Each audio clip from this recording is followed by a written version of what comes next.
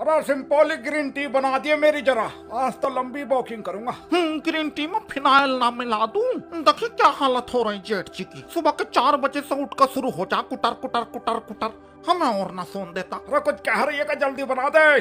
देखिए कैसे कैसे दौड़ रहा। अरे बहू कैसे बैठी, बना दे जल्दी। इसने 4x4 इंजन रखवा रखा क्या? इसके तो पिछले टायर भी चल रहा है। बताओ भाई, सुन नहीं रही? ए सिंपली, ये बना दे। मैं ना बना रही, कोई काम है क्या मुझे सुबह सुबह? बताओ भाई, कितनी बदतमीज बहू है यो। इसे तो रामदेव ले जाए यहाँ से पकड़ कर, मेरा पीछा छुट जाएगा। साले फ्रिज में पेप्सी रखी थी, क्यों पी तूने? मेरा जी कर रहा था नु पी, मेरे हिस्से की पी वो कुत्ते।